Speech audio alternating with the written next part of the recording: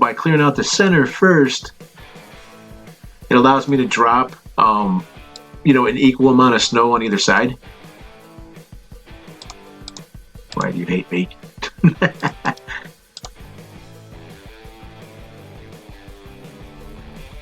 It's cold.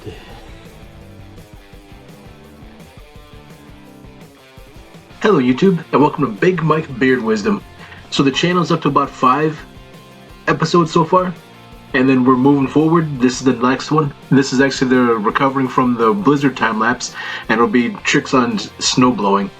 I hope you guys enjoy it.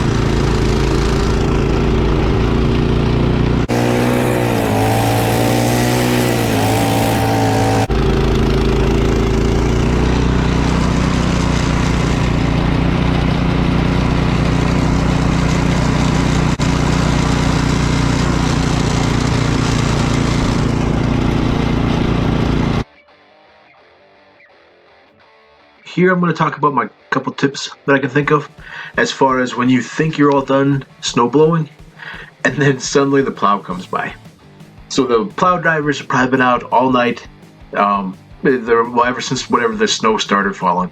So they've been pretty busy, and if they're able to hit your road fairly early, it tends to be not that bad. But if it winds up being something where they hit the road late, like after you've snow blown and stuff like that, or if they hit the road once already and then they come back later again, then this is where these tips will help. But basically, this is kind of like a quick mock-up of like my yard and property and stuff like that. So here we've got the street, just the black asphalt of the street. We've got my yard here. So we've got the pole, the two sides of the yard, the sidewalk, my driveway, and then I've got the neighbor's driveway right here, and this is the kind of show the property line. It's pretty close to their driveway.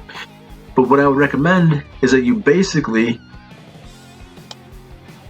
come through in the like ahead of the direction that the plow is going to run, and just take out the snow that they're going to wind up kicking over. So if you want to do just your driveway area, come a couple feet to the side and then take this snow out all the way to here. That way what basically happens is that as the plow comes by again, all this snow is gone. So when they go to come through and plow this section, that part is probably going to get kicked into your yard. So like if we were to go from this corner and just draw a diagonal line, that's probably about what they're going to wind up kicking through.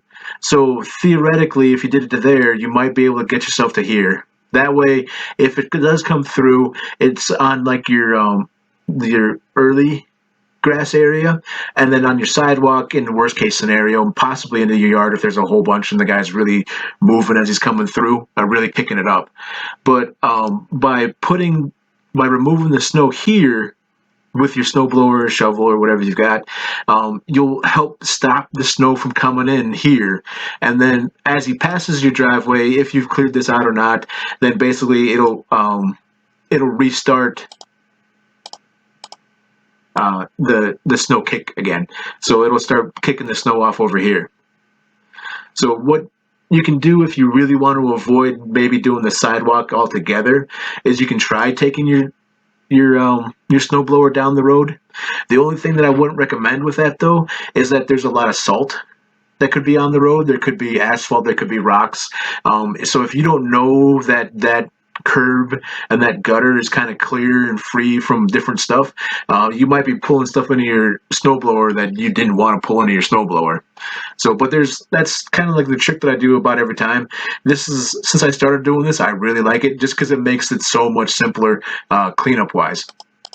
Because then when you hear the plow come through, you're not like, oh no, here we gotta go do this all over again. It's basically one of those things where the plow comes through and then it just drops the snow right where I was planning on it. So it'll drop the snow there and it drops the snow there.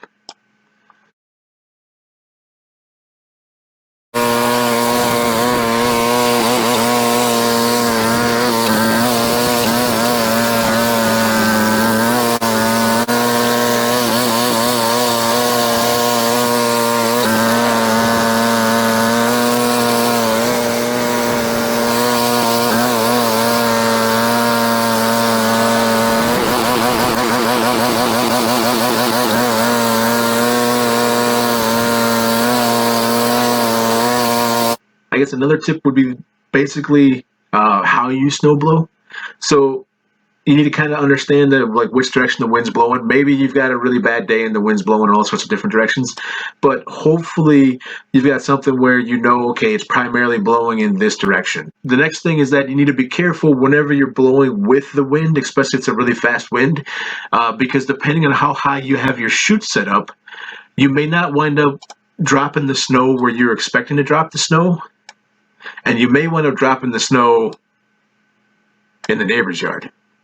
So the biggest thing is to kind of watch as you're doing it and just make sure that your chute's not pointed too high and that it's angled down. That way a lot of the snow is hitting the ground. Because nobody wants to be that guy that just got done clearing out their sidewalk and driveway and then their neighbor goes to town doing it and then the neighbor just hammers them.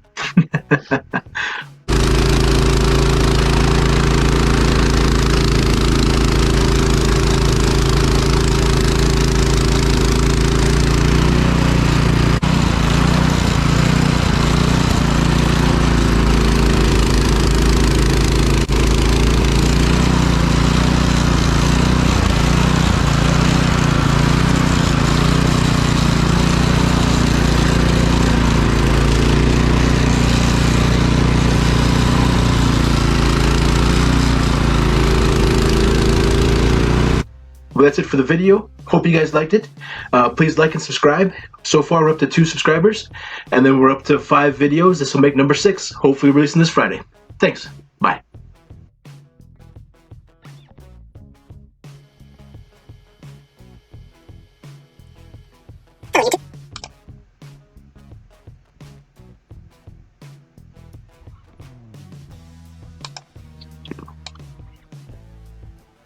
Oh, that's cool.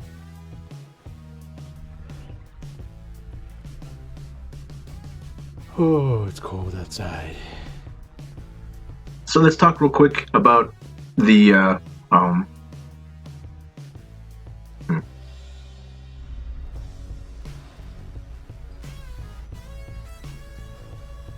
That's steam, not breath.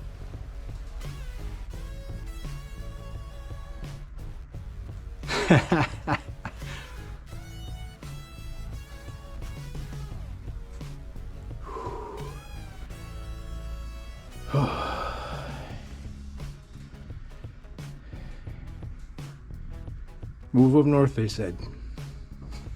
It's fine in Minnesota, they said. Oh, man.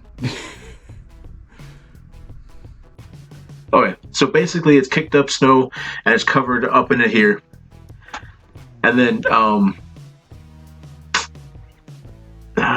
now I lost track of thought. Back it on up, back it on up, back it on up. And then another tip, covering.